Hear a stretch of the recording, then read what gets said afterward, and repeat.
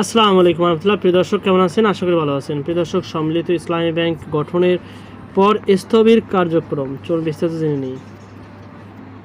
প্রিয় দর্শক, বাংলাদেশ ব্যাংকের সাবেক গভর্নর আহসান এইচ মনসুর দুর্বল ব্যাংক হিসেবে চিহ্নিত করে 5টি শরিয়া ভিত্তিক ব্যাংককে, অর্থাৎ সোশ্যাল ইসলামী bank, first security, union global ইসলামী ও এক্সিম ব্যাংক একীভূত করে সম্মিলিত ইসলামী ব্যাংক গঠন করেছেন। আমানতকারীদের আস্থা ফেরানো, তাদের সংকট দূর করা এবং শরিয়া মোতাবেক ব্যাংকিং সেবা পরিচালনা করার লক্ষ্যে ব্যাংকটি গঠন করা হলেও তেমন কোনো অগ্রগতি নেই ব্যাংকটিতে। এমনকি যাত্রা শুরুর 3 মাস পার হলেও এখনও ব্যাংকটিতে ব্যবস্থাপনা পরিচালক এমডি নিয়োগ দিতে পারেনি সরকার। ব্যাংকটির গঠনকালে চেয়ারম্যান হিসেবে দায়িত্ব নিয়েছেন সাবেক ডক্টর মোহাম্মদ আইয়ুব মিয়া, কিন্তু সম্প্রতি ব্যক্তিগত কারণ দেখিয়ে তিনিও পদত্যাগ করেছেন।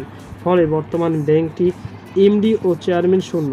মূলত 5 ব্যাংকে নিয়োজিত প্রশাসকদের মাধ্যমে চলছে ব্যাংকটির কার্যক্রম। যদিও প্রশাসকদের কারোই ইসলামী ব্যাংকের পরিচালনার অভিজ্ঞতা নেই বলে জানিয়েছেন সংশ্লিষ্টরা। তাদের মতে ব্যাংকটিতে বর্তমান রুটিন কিছু কাজ হলেও গ্রাহক ও ব্যবসা বান্ধব কোনো কার্যক্রম হচ্ছে না। সব মিলিয়ে বর্তমানে ব্যাংকটিতে এক ধরনের স্থবিরতা চলছে। এদিকে আমানতকারীদের আস্থা বাড়াতে ব্যাংকটি গঠন করা হলেও বর্তমানে ব্যাংকটি চরম আস্থার সংকটে পড়েছে, যার প্রভাব পড়ছে পুরো ব্যাংকিং খাতে। এছাড়া হেয়ার কাট পদ্ধতির মাধ্যমে এসব ব্যাংকের আমানতকারীদের 2024 ও 25 সালের মুনাফা না দেওয়ার ঘোষণা এবং পরে আমানতকারীদের আন্দোলনের মুখে 4% হারে মুনাফা দেওয়ার ঘোষণা তাদের মধ্যে এক ধরনের হতাশা কাজ করছে। শুধু তাই নয়, মেয়াদ শেষ হলেও আমানতকারীদের আমানত ফেরত দেওয়া হচ্ছে না। আমানতের সুরক্ষা হিসাবে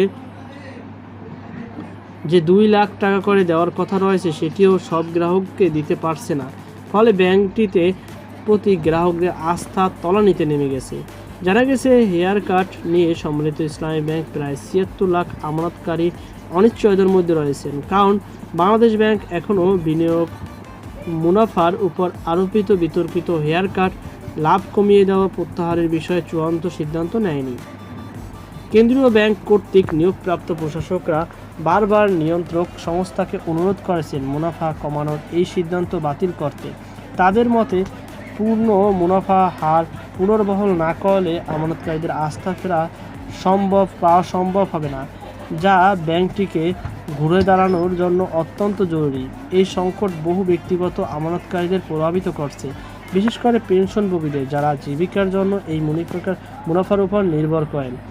নাম প্রকাশ না করার শর্তে বাংলাদেশ ব্যাংকের সংশ্লিষ্ট বিভাগের একজন ঊর্ধ্বতন কর্মকর্তা বলেন, হেয়ার কাট প্রত্যাহার নিয়ে আলোচনা চলছে, তবে এখনও চূড়ান্ত সিদ্ধান্ত হয়নি। তিনি বলেন, আগামী 15 দিনের মধ্যে সম্মিলিত ইসলামী ব্যাংকের চেয়ারম্যান ও এমডি নিয়োগ দেওয়া হবে। জানতে চাইলে বাংলাদেশ ব্যাংকের নির্বাহী পরিচালক ও মুখপাত্র আরিফ হোসেন খান বলেন, এখন পর্যন্ত হেয়ার কাট বিষয়ে নীতিতে কোনো পরিবর্তন হয়নি, তবে বিষয়টি নিয়ে আলোচনা চলছে। ক্ষতিগ্রস্ত আমানতকারীদের এই সিদ্ধান্ত তীব্র বিরোধিতা করছেন। তারা বলছেন, মূল টাকা ফেরত পাওয়ার জন্য তারা অপেক্ষা করতে পারেন, কিন্তু অর্জিত মুনাফা কমিয়ে দেওয়া হলে তারা মেনে নেবেন না।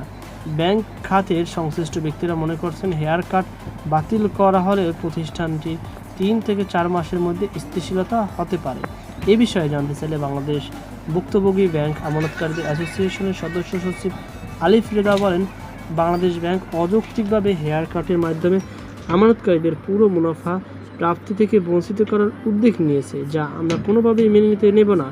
এই লক্ষ্যে গতকাল আমরা গভর্নর বরাবর একটি স্মারকলিপি দিয়েছি। সেখানে হেয়ার কাট পদ্ধতি বাতিল করে পুরো মুনাফা দেওয়া এবং ব্যাংকের সব ধরনের স্বাভাবিক কার্যক্রম চালু করার দাবি জানিয়েছি। দাবি মানা না হলে আগামী 7 এপ্রিল থেকে বাংলাদেশ ব্যাংকের সামনে মানববন্ধন ও আমরণ অনশন কর্মসূচি পালনের ঘোষণা দেন তিনি। ভুক্তভোগী আমানতকারীদের পক্ষে গভর্নরের বারবার দেওয়া স্মারকলিপিতে বলা হয়েছে, গত 21শে জানুয়ারি জারিকৃত অমানবিক সিদ্ধান্ত বাতিলের দাবিতে আমরা নিয়মিত আন্দোলন করে আসছি, কিন্তু এখন পর্যন্ত বাংলাদেশ ব্যাংক থেকে কোনো সিদ্ধান্ত না পাওয়ায় আমরা অসহায় আমানতকারীরা হতাশ ও বিপর্যস্ত হয়ে আজ চরম অনিশ্চয়তার মধ্যে দিন পাতিত করছি। সে লক্ষ্যে আমরা আগামী 7 এপ্রিল আমানতকারীদের একটি প্রতিনিধি দল আপনার সঙ্গে আলোচনায় বসতে চাই। আমরা দৃঢ়ভাবে বিশ্বাস করি, সাবেক গভর্নরের নির্দেশিত এই কালো রেজুলেশনটি বাতিল করলে সম্মিলিত ইসলামী ব্যাংকের প্রতি সব গ্রাহকের আস্থা পুনরায় ফিরে আসবে। তো প্রিয় দর্শক, এই ছিল আমাদের সর্বশেষ আপডেট। সকল আল্লাহ হাফেজ।